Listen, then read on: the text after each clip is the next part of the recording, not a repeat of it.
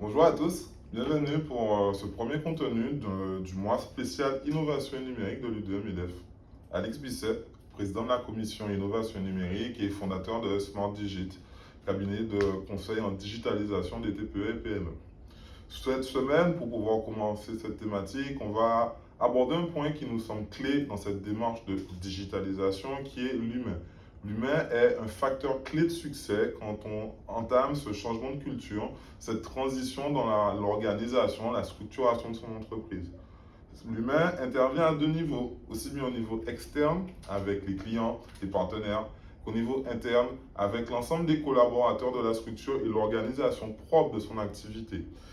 Pour pouvoir commencer, avant d'entrer vraiment dans le vif du sujet, l'idée c'est vraiment de voir l'avènement en fait du web tel qu'il a été depuis un web très statique, le web 1, où c'était principalement des échanges d'une personne à un individu. On se souvient de Voilà, Caramel, ses premiers logiciels. Le web 2 qui a vu l'avènement de Messenger et de cette capacité à entrer plus dans une démarche communautaire.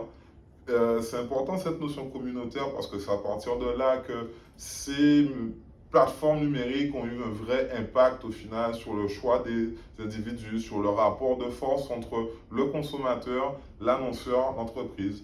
Le web au carré, où là, c'est l'avènement de la data, l'avènement de la donnée, de ces nouveaux métiers de business analyst, de data analyst, où là, grâce à la donnée, on va encore plus loin dans cette capacité orientée. Et enfin, le Web 3, tel qu'on le voit arriver aujourd'hui, qui est l'avènement des objets connectés et de l'intelligence artificielle, nous permettent de rentrer encore plus loin et d'amener encore plus loin en fait la possibilité en termes de compréhension de l'individu et de réponses personnalisées. C'est pour ça qu'aujourd'hui, on se rend vraiment compte que au-delà même du full web tel qu'on peut l'attendre, on assiste plutôt à une digitalisation de l'expérience client. Entre le moment où on va créer en fait un sentiment d'assentiment, on adhère aux valeurs de la marque sur les réseaux sociaux. Ça, c'est une première étape d'acquisition de l'envie du consommateur de consommer son produit. Cette notion d'expérience personnalisée, où de plus que jamais, le consommateur a envie de se sentir unique. Qu'il soit chez LVMH ou qu'il soit à la Foire-Fouille, il a envie de sentir une expérience qui corresponde à ses valeurs, à son besoin. Pas forcément des valeurs uniquement écologiques, mais on parle vraiment de valeurs au moment où, dans certains cas, la priorité, c'est le rapport qualité-prix, de faire des bonnes affaires. Comment l'entreprise, grâce au digital, peut l'accompagner sur ce biais.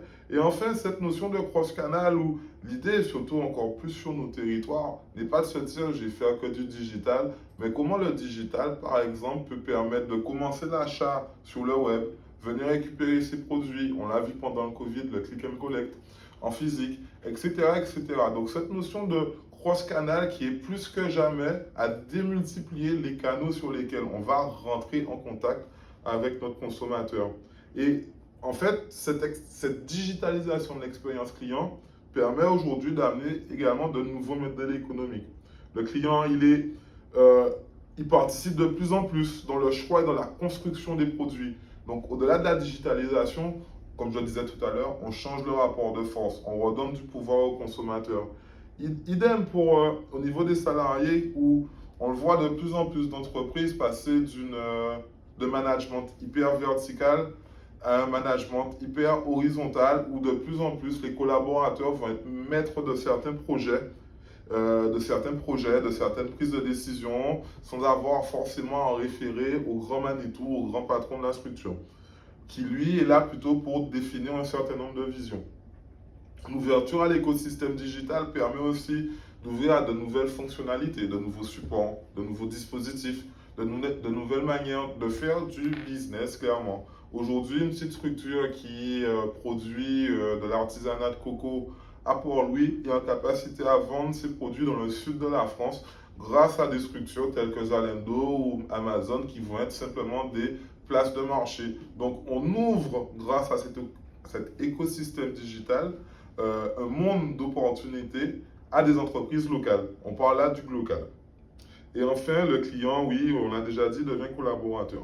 Donc, on se rend bien compte que d'un point de vue externe, le rapport, les relations ont changé, mais ce n'est pas que là. Au niveau des collaborateurs aussi, il y a une prise en compte à réaliser par rapport à ce changement culturel. Il y a une transition. On parle beaucoup de transition digitale, Je préfère parler de transition culturelle vers le digital, où elle doit être accompagnée, elle doit être surtout anticipée, elle doit être préparée.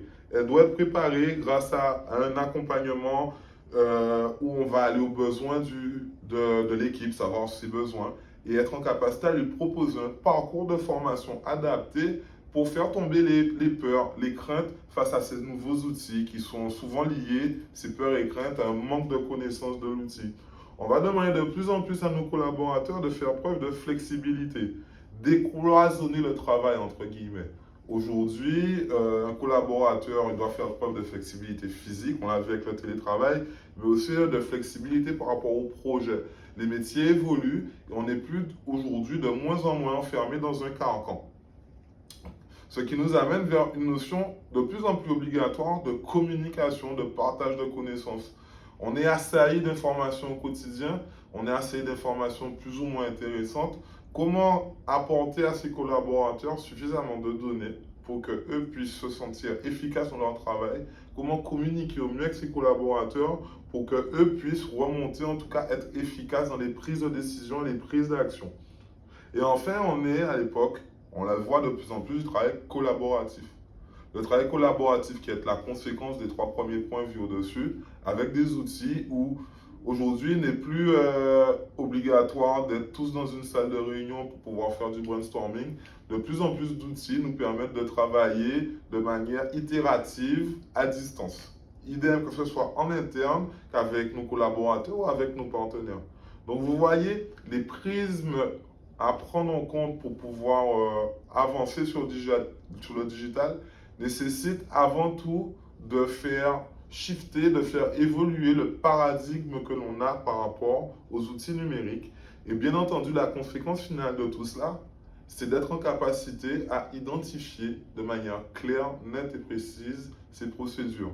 Comme on le dit souvent chez Smart Digit, les alchimistes du digital, il fallait que je le glisse, excusez-moi, il n'y a pas de projet numérique sans mise en place d'une schématisation de process en amont. Identifier les flux au niveau interne, de comment on va envoyer telle ou telle information, comment on va mettre en place le process pour pouvoir réaliser tel ou tel outil de production, nécessite aujourd'hui de dématérialiser les données. Être en capacité à savoir où les flux vont, combien de flux, quels sont les points de blocage, etc., etc., pour être en capacité par la suite à mettre en place un système d'expérimentation. Le test and learn nécessaire qui nous permettra à terme d'intégrer de manière efficace les nouvelles technologies. Cela peut être pris en compte aussi bien sur la notion de comptabilité, de gestion d'entreprise, que dans une problématique de gestion de stock. Une des problématiques qui nous est souvent présentée pour les négociants, c'est la gestion de stock sous douane. Comment être en capacité à optimiser son suivi de stock à l'instant T pour mettre en place une gestion de stock qui respecte la réglementation douanière. Une vraie réponse qui peut être apportée par un digital. J'ai été un peu long, ce n'était pas prévu comme ça. Mais en tout cas, je vous remercie de l'écoute. Je vous donne rendez-vous. Ce ne sera pas moi, ce sera une autre personne, mais ce serait avec grand plaisir que la commission innovation numérique vous donne rendez-vous la semaine prochaine pour continuer à parler innovation et numérique. Bonne journée!